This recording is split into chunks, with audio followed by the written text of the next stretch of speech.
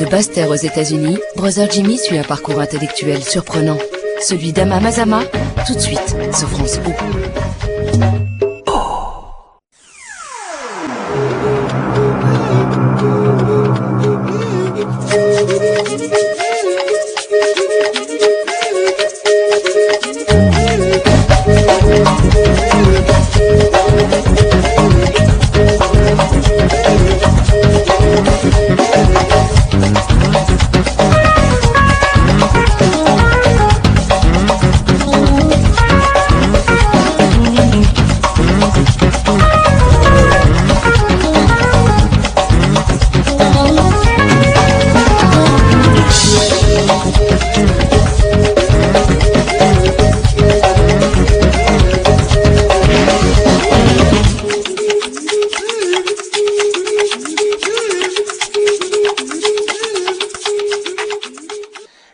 Bienvenue dans B-World Connection.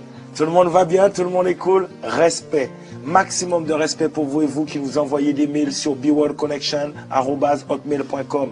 Vous nous soutenez, ça nous fait plaisir. Il y a de nouveaux téléspectateurs un petit peu partout dans tous les continents, en Europe, en Asie en particulier. On vous salue, on salue tous ceux qui sont fidèles aux Antilles, en Afrique. Vraiment, respect et merci de votre fidélité. Nous allons recevoir maintenant quelqu'un qui a écrit 3 ouvrages exceptionnels. Elle s'appelle Ama Mazama. Elle a la particularité d'étudier aux États-Unis, à l'université de Temple, exactement à Philadelphie, en Pennsylvanie. Alors les 3 ouvrages, quels sont-ils?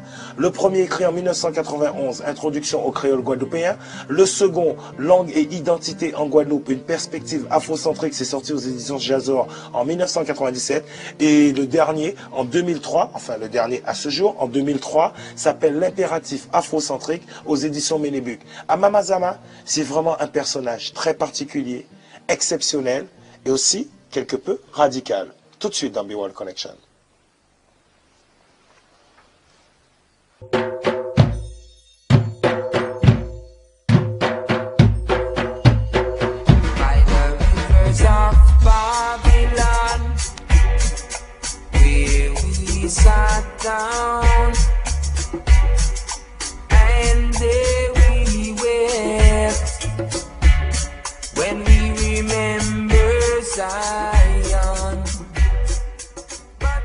Madame Ama Mazama, je suis vraiment content de vous recevoir dans B-World Connection et merci d'accepter notre invitation, ça fait plaisir. C'est moi qui suis content d'être à B-World Connection.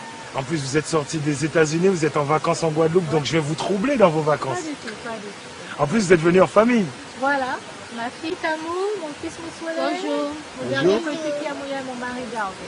Garvé, Garvé. comme Marcus Garvé. Oui, comme Marcus Garvé. En plus, Garvé, je sais, quand on a discuté un petit peu, en faisant les petites recherches, que Garvé est haïtien. Garvé haïtien, bien sûr. Haïtien.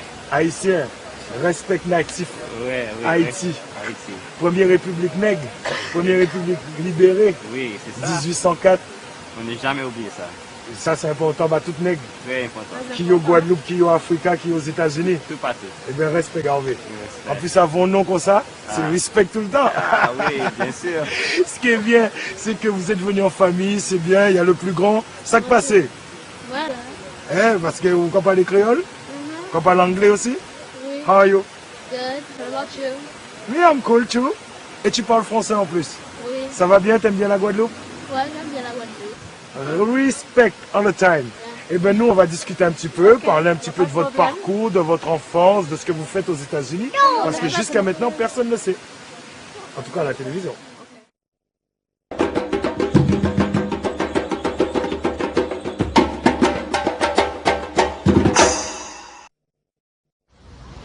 Alors, Ama Mazama, ça me fait tellement plaisir de vous voir dans B-World Connection. Parce qu'on a mis du temps à vous contacter, on a eu du mal à vous joindre parce que vous enseignez aux États-Unis. C'est vrai. Mais vous enseignez quoi aux États-Unis depuis combien de temps?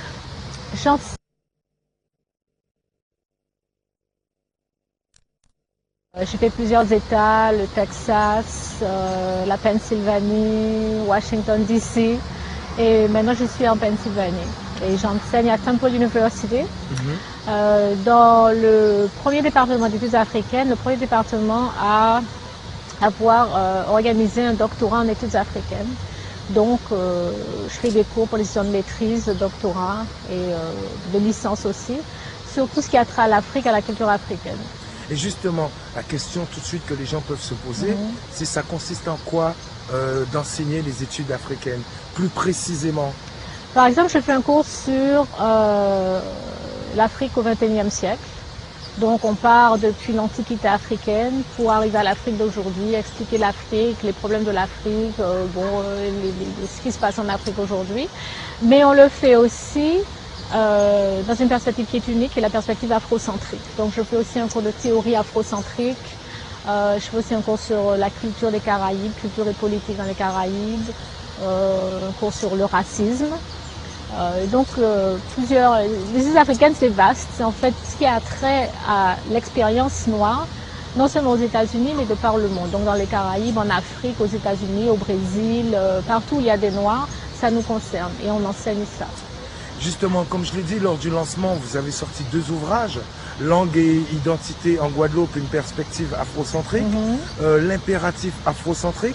On retrouve toujours le mot afrocentrique, l'afrocentricité. Ça vous concerne, ça vous passionne, mais qu'est-ce que c'est pour ceux qui ne le savent pas? L'afrocentricité, c'est une perspective et c'est aussi une position philosophique qui dit que on doit appréhender les Noirs par rapport à notre propre vécu, notre propre expérience. Le problème qui se pose, pourquoi est-ce qu'on parle d'afrocentricité? On parle d'afrocentricité parce qu'il y a eu le colonialisme et qu'il y a toujours le colonialisme qui a produit l'eurocentrisme, qui veut que l'on perçoive les Africains toujours comme si nous étions des copies en noir des Blancs. Donc on utilise les mêmes concepts, souvent des concepts qui ne nous favorisent pas du tout. Et donc on se perçoit en état de déficience, en état de manque par rapport aux Blancs, au lieu de nous regarder comme nous sommes, avec nos valeurs, notre culture, nos principes à nous, etc.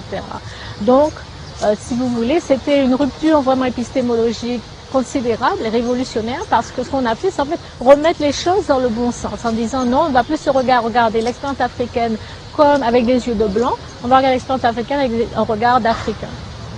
Et donc, évidemment, ça a posé énormément de problèmes, même aux États-Unis, où c'est perçu comme une menace au statu quo qui est évidemment fondée sur la suprématie raciale blanche. Donc les Blancs n'ont pas du tout aimé ça, ils n'aiment pas ça du tout. Mais je ne vois pas comment on peut être africain et ne pas percevoir la réalité du point de vue africain. Ça n'a pas de sens. On ne demanderait jamais à un Chinois de ne pas percevoir sa réalité d'un point de vue chinois. On ne demanderait pas à un Japonais, etc., de ne pas être japonais. Pourquoi est-ce que nous, Africains, on ne peut pas être nous-mêmes?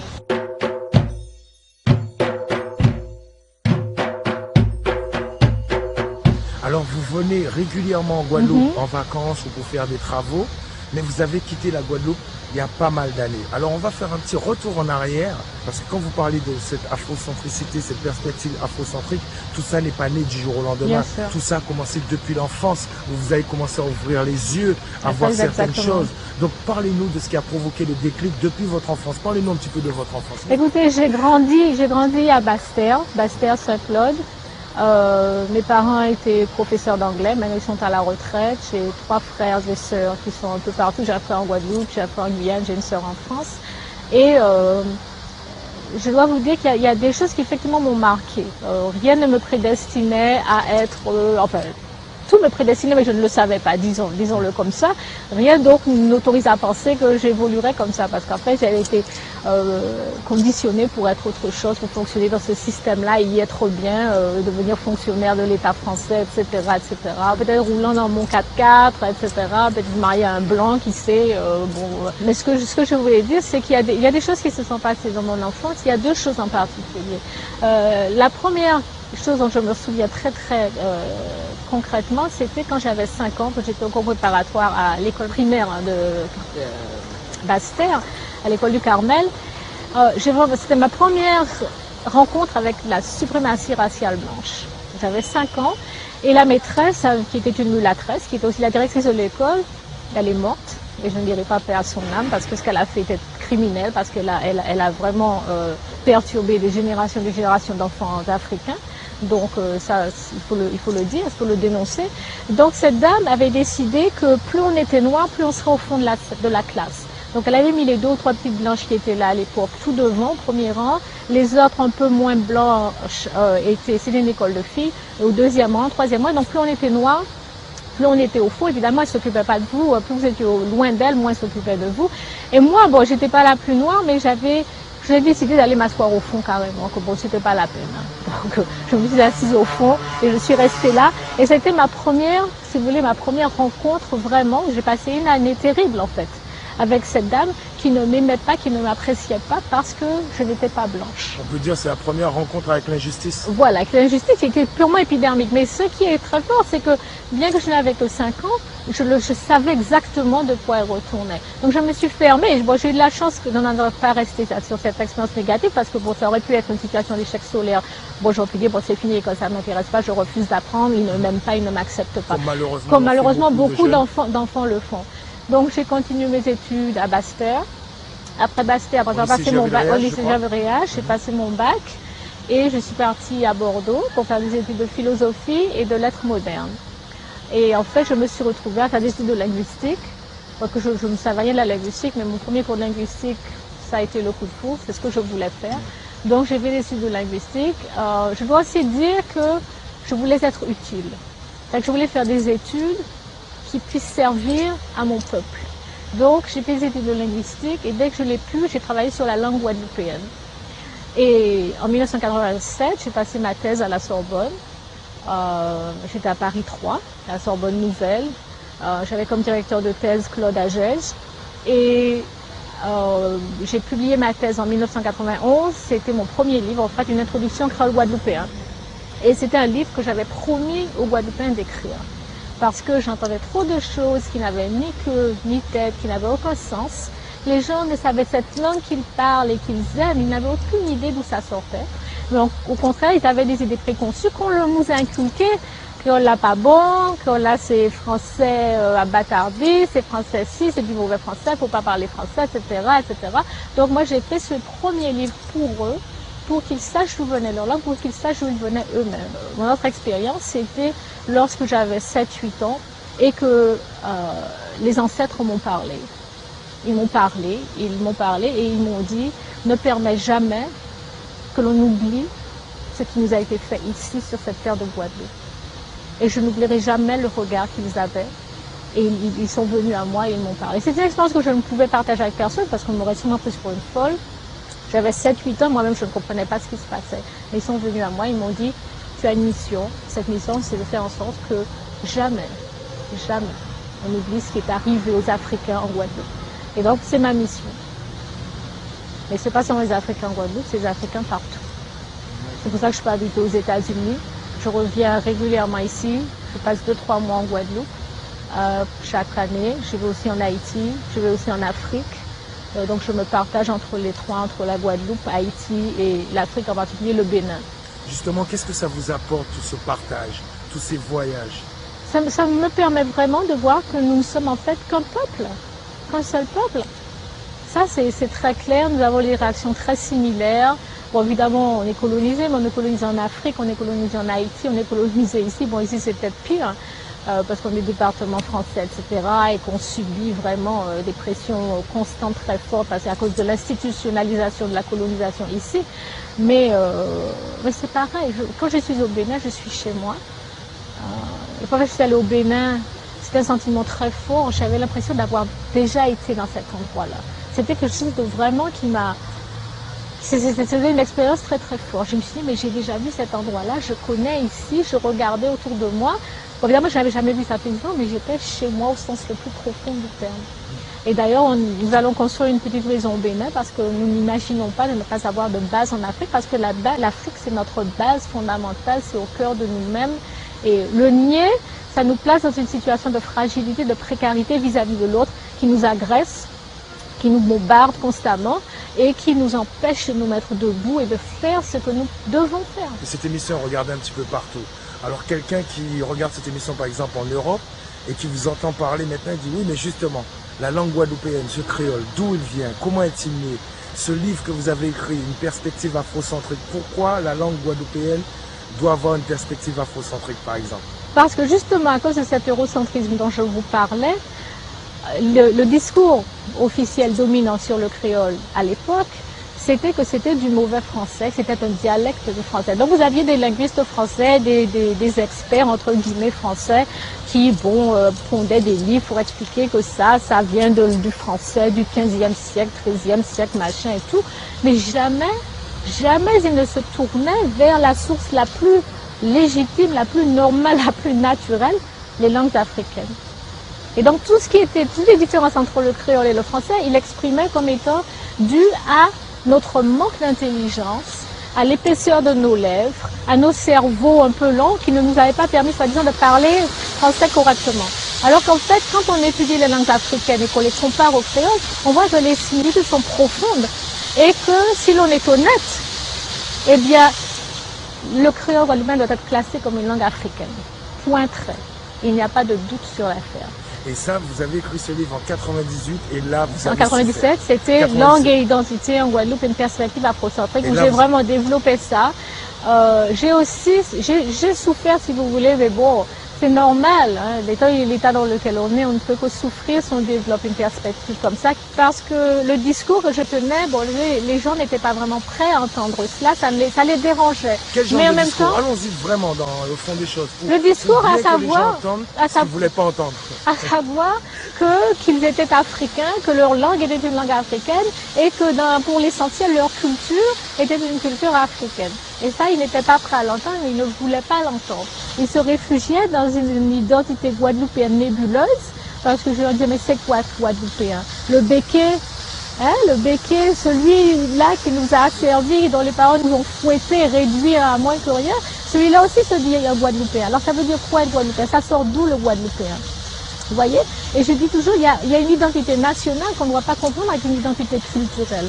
Oui, vous vous dites peut-être guadeloupéen, mais votre identité culturelle, elle est où? C'est quoi? C'est en Afrique. Nous sommes en fait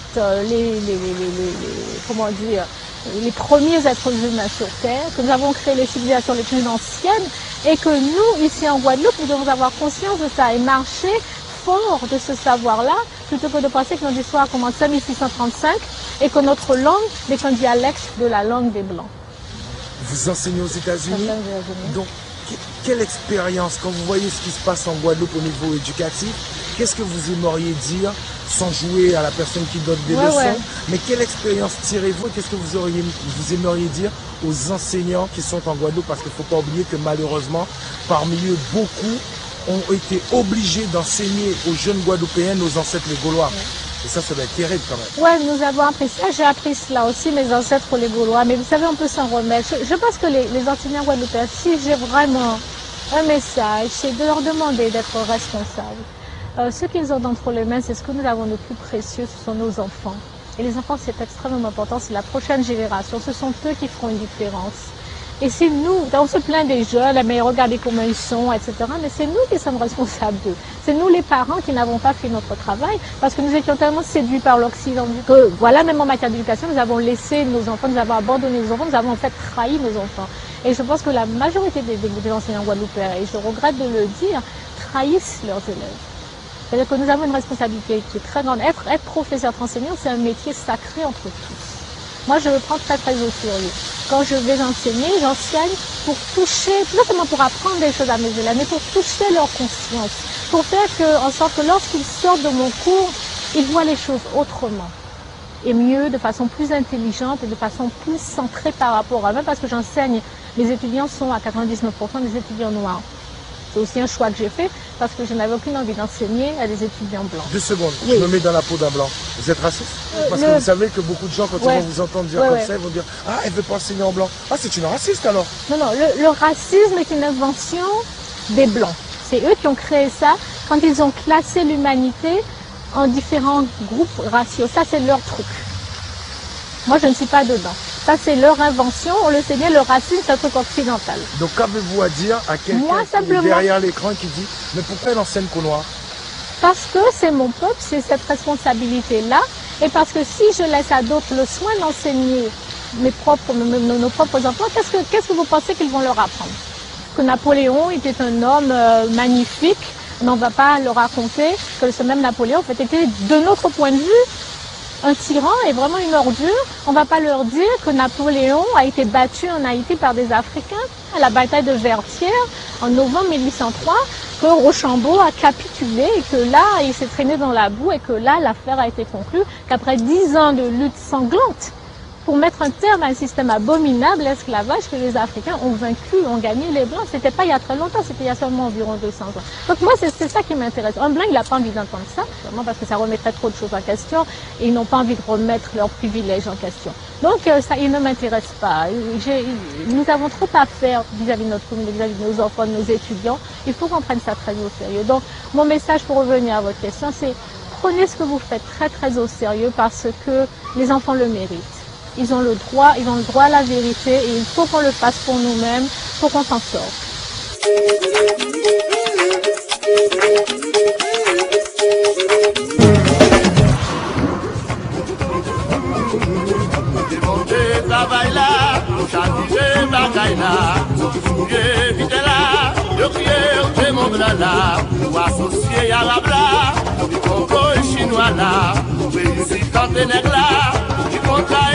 La voix, il va tout la guerre dit là. Pas moins, ta moins. Rivière là, t'as coulé la way. Pas moins, ta moins. Marchandise la guerre dit la maman. Pas moins, ta moins. Pas pour là, on n'est pas payé la way. Pas moins, ta moins. Ceux qui changeaient pour les là. Maquiller pour là. Déplacer chimé là. Déplacer sa famille là. Décraser Nati là. Les sociaux morciels là. Camarade parler, papa là. Les manger, y'a maman là. Oh, il est là, qu'est-ce qu'on là. Pas moins, ta moins. Red la vie là, ou barré la way. Pas moins, ta moins. Soleil à toute l'an de la maman. Pas moins, ta moins. La mère là, il toujours chaud la way.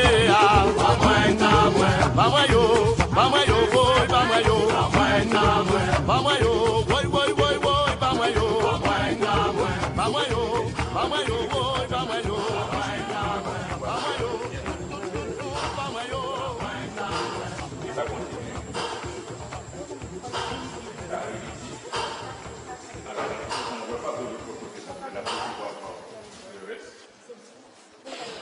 La particularité de notre boîte, c'est qu'elle a son bec berceur sur le côté. Nous avons la visualisation du produit. Nous avons notre petit slogan, c'est les fontaines Qatari au Vallée Aglo, pour qu'on comprenne bien que dans ce pays-là, si on ne prend pas soin, demain matin, nous pouvons dire, on avait de la canne, mais demain matin, nous pouvons dire aussi là, on avait un beau pays, mais il est devenu une pompe à déchets. Donc, voilà nos boîtes. Et nous avons mis la recette de la banane flambée sur la boîte de 1 kg et les beignets de banane sur la boîte de 500 grammes parce que nous pensons que la problématique de l'OCM sucre et de l'OCM banane, c'est le même combat. Alors, je vous offre une boîte de 1 kg. Vous avez une famille nombreuse.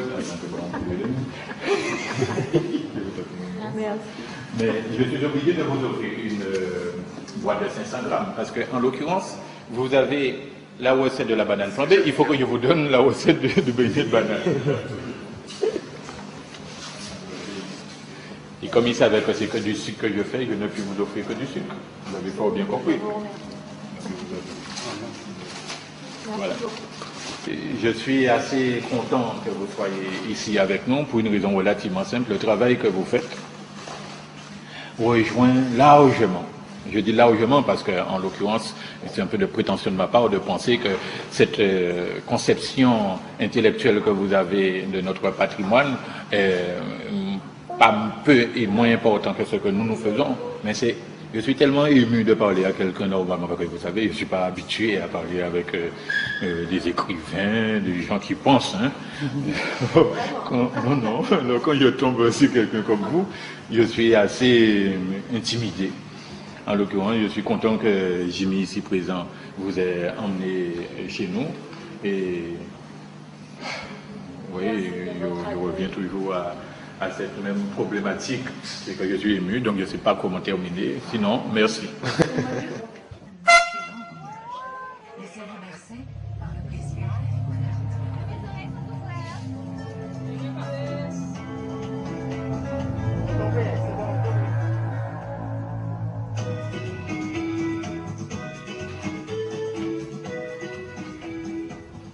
Beauport, c'est 127 ans d'activité sucrière. À votre gauche, dans le sens de la marche du train. De retour dans Be World Connection, nous sommes dans le domaine de Beauport, un endroit où il faut absolument venir quand vous venez en Guadeloupe, c'est dans le Nord Grande Terre. Et nous sommes toujours en compagnie de Ama Mazama. Ama, être dans ce lieu avec vous, c'est un plaisir pour nous aussi parce que c'est un lieu symbolique en Guadeloupe. Et je suppose que vous non plus, ça vous laisse pas indifférente. Tout à fait, c'est toute notre histoire, enfin toute notre histoire, une partie de notre histoire en Guadeloupe, je devrais dire, qui est ici. Et donc, c'est une histoire qui n'est pas une histoire heureuse, mais bon, qui est notre histoire qu'on assume. Et donc, effectivement, être ici, c'est très important et je suis très contente. Merci.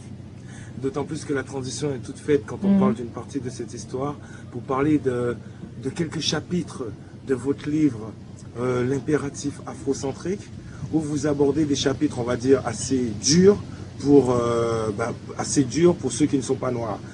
Pour commencer, on va dire ça comme ça. Par exemple, il y a un chapitre qui s'appelle la suprématie blanche. C'est le premier chapitre. Le premier chapitre, voilà. Pourquoi avoir commencé votre livre par ce chapitre, justement?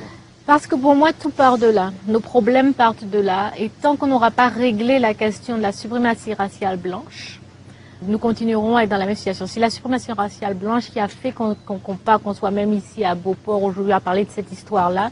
C'est le racisme qui va de pair avec cette suprématie raciale blanche qui a fait que l'esclavage il était possible d'asservir des Africains, nous donc, ici, il y a 300-400 ans. Donc sans ça, donc c'est pour ça pour moi, et non seulement c'était il y a 400 ans, mais ça continue encore aujourd'hui.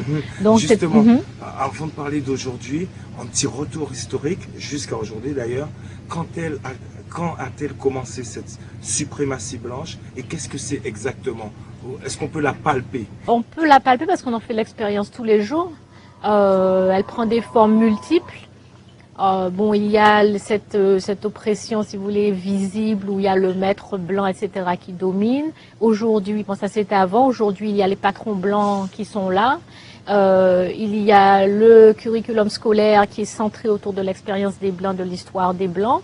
Il y a que en Guadeloupe, par exemple, tout est pratiquement exporté, qu'on doit consommer ce que les Blancs produisent. Tout ça, c'est la suprématie blanche. Donc, on ne peut pas la définir en un mot, mais en fait, c'est une attitude et un comportement qui veulent que nous n'existions que dans le cadre défini par les Occidentaux et que nous soyons là pour les servir, pour les imiter et pour leur donner une image d'eux-mêmes ou pour les aider à avoir une estime de soi que sans quoi ils n'auraient pas. Donc ils ont besoin de nous pour se dire qu'ils sont grands, ils sont puissants, etc. La question est de savoir que faisons-nous par rapport à cet état de fait que l'on peut voir. Moi, quand je viens en Guadeloupe et que je vois des Blancs venir me parler de ce qu'il faut faire en cas de cyclone en Guadeloupe, je trouve ça absolument dérisoire. Quand je vois dernièrement une Blanche qui parle des bienfaits de la citronnelle, je trouve ça absolument dérisoire. J'ai dit quand même, qu'est-ce que cette femme-là connaît de la citronnelle que nous, qui sommes ici, qui avons grandi avec ça, nous ne connaissons pas la citronnelle. Il y a toujours donc cette attitude que le Blanc est supérieur et qu'il peut nous donner des leçons. Donc, comment est-ce qu'on vit ça? Et ce qui me préoccupe, c'est qu'on le vit mal dans la mesure où nous nions que ça existe la plupart du temps. Nous disons mais non, il faut pas être raciste, il faut pas voir ça comme ça, et c'est parce qu'ils sont, en plus on l'accepte, c'est parce qu'ils sont plus intelligents, c'est parce qu'ils sont plus beaux, c'est parce qu'ils ont travaillé plus que nous, on est feignants, nous on sait pas. Justement, et comment a-t-on fait pour rentrer ça dans nos crânes? Eh bien, il y a eu deux agences très importantes qui continuent d'ailleurs, c'est la religion chrétienne, qui a fait énormément de mal aux Africains, qui continue à nous faire énormément de mal. Soyez plus explicite, justement. Je pense que un problème fondamental par rapport à la religion chrétienne, c'était l'imposition d'une image de Dieu comme étant blanc. C'est vraiment le plus grand crime du christianisme et peut-être même du colonialisme, c'est ce blanchissement de l'image de Dieu, qui fait que ça a des implications multiples, des implications théologiques, c'est-à-dire que si Dieu est blanc, bon ben nous qui sommes noirs, qui sommes-nous, n'est-ce pas? Donc donc on est les enfants de Satan. Il y a des implications psychologiques très importantes qui sont aussi que bon, nous acceptons ça et par conséquent nous ne pensons pas comme étant divins, comme étant sacrés, mais nous pensons que ce sont les blancs qui sont divins, qui sont sacrés. Comme Dieu, selon le discours chrétien, n'a qu'un enfant, un fils unique, Jésus-Christ, que celui-là il est blanc, blond aux yeux bleus, nous de toute évidence on n'est pas comme ça. Donc qu'est-ce qu'on peut en déduire sinon qu'on n'est pas les enfants de Dieu? Et donc les implications politiques, c'est que si les blancs sont effectivement divins, s'ils ont une relation privilégiée avec Dieu, c'est qu'il est donc normal normal qu'ils dominent le monde parce que cette suprématie sur le plan terrestre en fait ne fait que refléter une suprématie sur le plan ontologique. Dieu est blanc, les blancs sont d'origine divine et puis ils doivent dominer donc le reste du monde. Et ça, c'est terrible pour moi. Et on le voit toujours en Guadeloupe. Je suis passée devant une église dernièrement, je pense que c'est l'église de Trois-Rivières, où en haut, tout dans l'église, il y a l'image de la Vierge Marie blanche, bien sûr, de son Jésus blanc, de Joseph blanc, tout le monde est blanc. Et nous, on est où dans cette histoire-là? D'autant plus qu'il existe cette fameuse bulle papale de Nicolas de 1455, évidemment. Ça a une longue histoire. En 1455, le pape Nicolas V qui a donné l'autorisation aux Espagnols et aux Portugais de réduire les Africains d'esclavage, de nous déporter contre notre volonté, de nous faire subir les pires traitements, les pires sévices, soi-disant pour sauver notre âme. Donc il y a cette arrogance, encore une fois, que les Africains n'avaient sur le plan spirituel, que ce n'était pas ça, parce qu'ils le disaient très clairement. Si vous remontez même à Hegel, qui est considéré comme étant le plus grand philosophe occidental du 19e siècle, c'est très clair, il disait que les Africains n'avaient aucun concept de Dieu, aucun concept de quoi que ce soit le plus grand qu'eux, et que par contre c'était à eux les Blancs à nous apprendre ces choses-là. Bon, et s'il fallait nous asservir, eh bien tant pis, ce n'était pas grave, qu'ils allaient le faire pour notre bien. Évidemment, en filigrane, il y a aussi la rapacité, parce que c'était pas seulement nous asservir pour nous révéler Dieu, mais c'était aussi nous asservir pour nous faire travailler pour rien, pour eux, pendant 300 ans.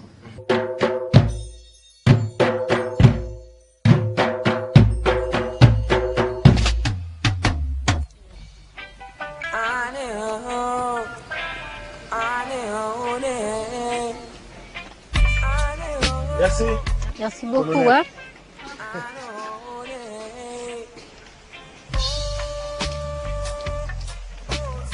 Ça c'est un problème ici. Hein. Ils n'ont pas de jus, ils veulent toutes sortes de trucs importés. Impossible de trouver un jus de goyave ou un jus de citerne. C'est triste. Hein. Par contre, sur Pointe-à-Pitre, il y en a plein. Il y en a plein. Ah ouais, sur Pointe-à-Pitre. On n'a pas ce problème-là. Ah, alors, vous êtes toujours dans Be World Connection. Et vous savez quoi? Après le train, on reste quand même sur les rails de la discussion, on ne perd pas notre fil.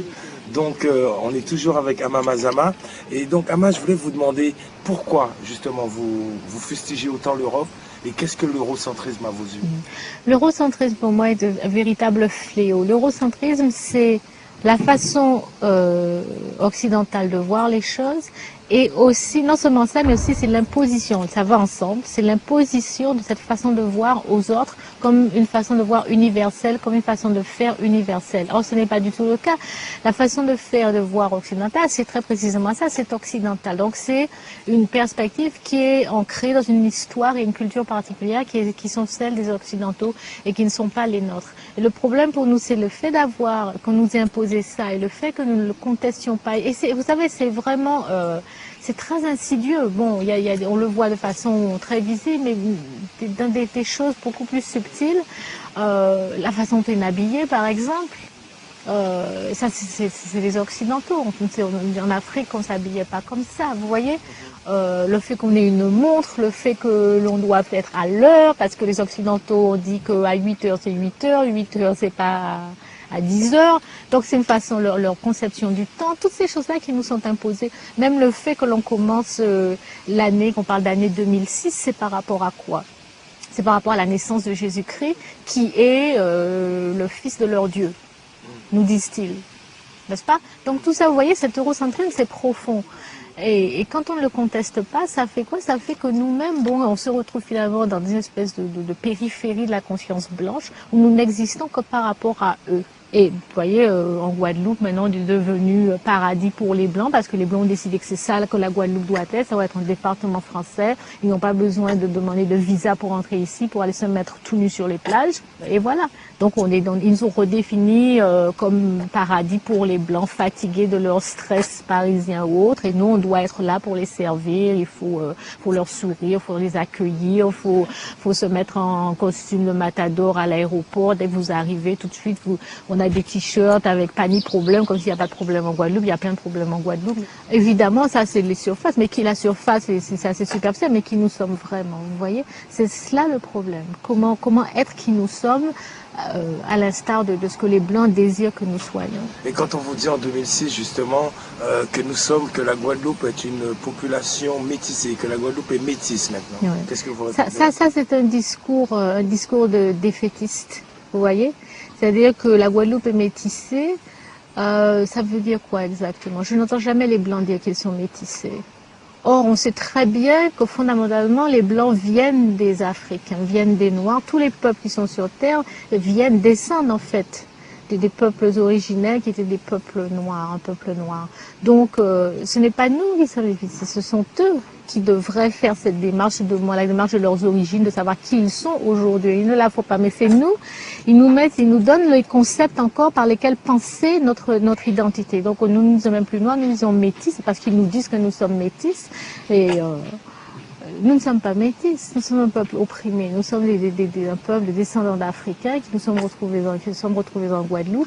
Et nous vivons dans une situation, encore une fois, où il y a une hiérarchie raciale très forte, où les Blancs dominent cette société-là. Non seulement en Guadeloupe, parce que je ne vois pas seulement ça en Guadeloupe, mais en Afrique, c'est pareil. Donc, moi, ce concept de métissage, c'est un concept qui ne me plaît pas du tout, parce que c'est un concept qui sert, en fait, à masquer la réalité telle qu'elle est, à savoir qu'il y a une domination des Blancs en Guadeloupe, en particulier dans le monde en général. Quand on est conscient de tout ça, comment fonctionner, comment améliorer et emmener vers une meilleure conscientisation, par exemple, de la jeunesse noire? Ça, c'est très important. C'est l'avenir. C'est l'avenir. C'est vraiment, c'est fondamental. Hein. Je pense que ça passe par l'éducation. Je n'ai pas dit la scolarisation, hein. Surtout pas, mais par l'éducation. C'est-à-dire que c'est une éducation qui doit se faire, une rééducation qui doit se faire, pour apprendre aux jeunes, créer des structures, créer des forums, créer des espaces où on peut parler et commencer à parler notre vérité en tant qu'Africains. Et ça se fait déjà en Guadeloupe, ça se fait ailleurs bien sûr, mais commencer déjà à se poser les questions qu'il faut se poser et commencer à s'instruire sur nous-mêmes en tant qu'Africains. Parce que vous savez,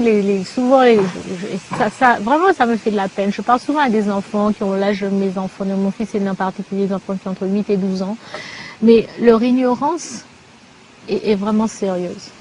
Et ce n'est pas que ces enfants-là ne veuillent pas savoir d'où ils viennent, etc. Il y a une petite qui m'a dit, on m'a pas appris ça à l'école.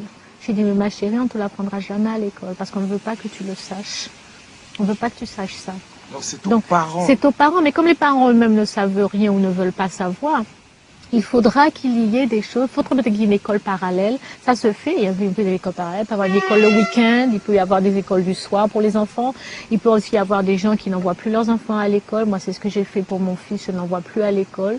Il est éduqué à la maison parce que je ne fais pas confiance au système scolaire. Quand on envoie son enfant entre 8h et, je ne sais pas moi, 4h, 5h de l'après-midi, qu'on livre la conscience de son enfant, qu'on livre le cœur, l'esprit de son enfant, et qu'après l'enfant revient dans un état lamentable en vous sortant des bêtises, on ne peut pas s'étonner. Et puis après, quand l'enfant sort de là, il va se mettre devant la télé après. Alors là, c'est fini.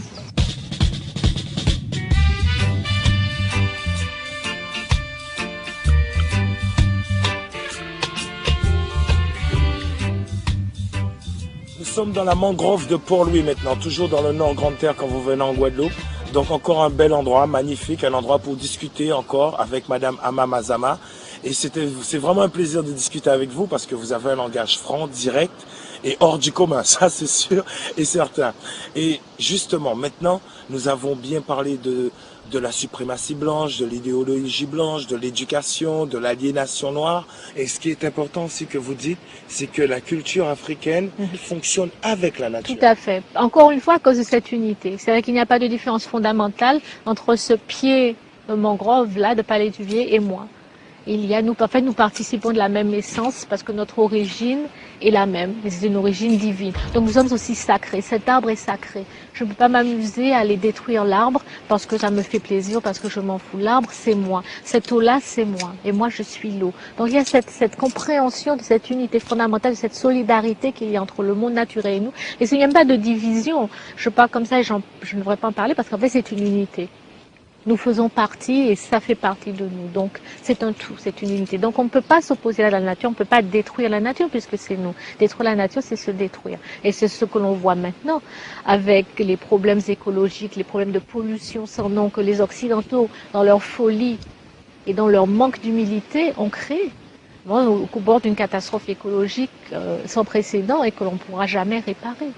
Ils créent des trucs qui ne vont pas se dégrader, ça va prendre des centaines, sinon des milliers d'années pour se dégrader. Et ils créent ça, ce sont des trucs artificiels, chimiques, et ils s'en foutent.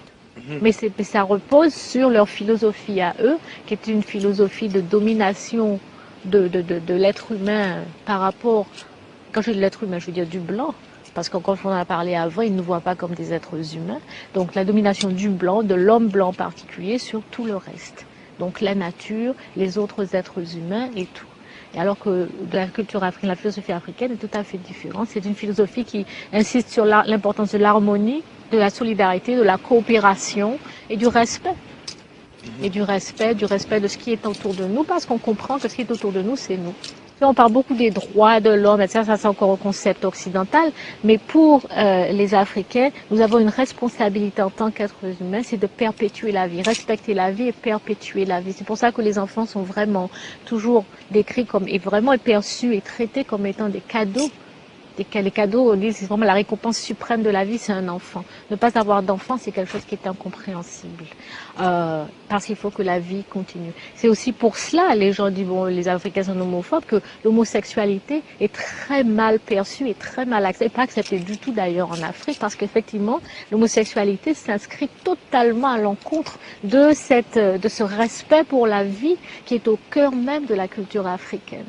Et ça revient même dans le monde moderne où la parole occidentale dit mais on comprend pas. L'Afrique c'est pauvre soi-disant. L'Afrique il y a beaucoup de famines, ils n'arrêtent pas de faire des gosses. Et eux qui ont tout, parce qu'ils ont tout pris, ils continuent à tout prendre, n'est-ce pas?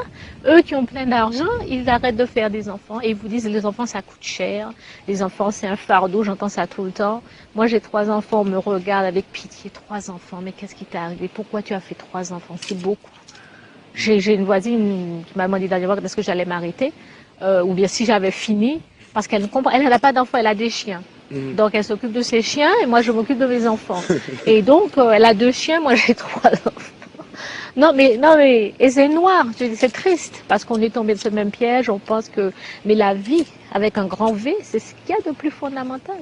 Et donc, ce respect pour la vie, comment dire, être avec la vie, être dans la vie, être de la vie, c'est ça être africain.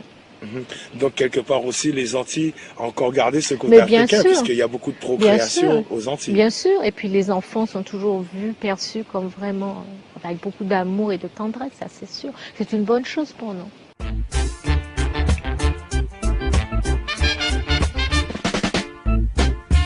Marcus can words come to pass. Marcus can words come to pass. Can't get no food to eat. Can't get no money to spend. Alors là, on a pris de la hauteur. On a pris de la hauteur pour parler d'un personnage que nous apprécions tous les deux, puisque il est au centre de l'afrocentrisme, justement. C'est monsieur, on dit bien monsieur. L'honorable Marcus Garvey. Ça c'est sûr. Alors nous disions, je discutais avec vous, que comment se fait-il que Malcolm X, Martin Luther King, Nelson Mandela, tous ces gens, pas comment se fait-il, on connaît tous ces gens et on les respecte énormément. Mais comment se fait-il justement qu'un homme comme Marcus Garvey, qui est le père de tous ces leaders, et dont ces leaders reconnaissent son importance, n'est pas plus connu dans notre propre communauté? Parlez-nous de ce que représente Marcus Garvey pour vous et représenté pour le peuple noir, pour que les gens comprennent bien qui était Marcus. Marcus Garvey est connu comme le père du nationalisme noir. Et c'était quelqu'un qui avait pour l'Afrique un amour total et profond. Il était jamaïcain, il était né le 17 août 1887 et il est mort le 10 juin 1940. Et donc, pour le situer, fin du 19e siècle, début du 20e siècle. Et il a créé une organisation, l'UNIA, qui est une organisation panafricaine aux États-Unis. Enfin, il a créé en la Jamaïque et puis il a transféré son organisation aux États-Unis en 1916-1917 et qui a fait quelque chose d'extraordinaire. Il a réussi à unir les Noirs, les Africains du monde entier autour d'idées très simples, à savoir que les Africains devaient se mettre debout. C'était ça le message de Marcus Garvey. Il disait, mettez-vous debout, ça suffit. Vous insultez le Dieu qui vous a créé en continuant à vivre accroupi à l'ombre des Blancs. Levez-vous. Up mighty race. Et il disait, vous pouvez faire tout ce que vous voulez. À partir du moment où vous croirez en vous, que vous comprendrez que vous êtes les enfants de Dieu au même titre que les autres, vous pourrez faire ce que vous voudrez. Mais tant que vous douterez de cela, eh bien, vous ne pourrez rien faire. Et il disait aussi que nous étions africains et que nous devions retourner en Afrique. Il disait pas tous, certains d'entre nous sont déjà pourris. On a été trop influencés par l'Occident, restez en Occident. Mais ceux d'entre nous qui sommes prêts à bâtir l'Afrique avec des valeurs africaines, allons-y. Il n'a pas simplement parlé, mais il a aussi fait des choses. Je crois que c'était ça aussi qui était extraordinaire avec Marcus Garvey, c'est qu'il a fait des choses concrètement. La fameuse opération Black Star Line. Black Star Line, où il avait acheté 2 bateaux pour nous rapatrier, aussi pour développer les échanges commerciaux, parce que il comprenait très bien qu'il fallait qu'il y ait une base économique, mais aussi des choses plus simples. Il disait, c'était très clair, il disait qu'il ne fallait pas que les Noirs se marient avec des Blancs, il ne fallait pas que les parents noirs donnent des poupées blanches à leurs enfants. Alors à l'époque, c'est facile de dire ça, mais il n'y a pas de poupées noires. Il a créé une usine pour fabriquer des poupées noires. Il a dit, voilà, je vous donne des poupées noires pour vos enfants. Quelles excuses vous avez maintenant? Voilà les poupées noires pour vos enfants. Parce que quand vous donnez des poupées blanches à vos enfants, ça leur donne envie d'avoir des bébés blancs. La petite fille qui a sa poupée qui pense que c'est son bébé, comment est-ce que tu peux être noir et avoir un bébé blanc?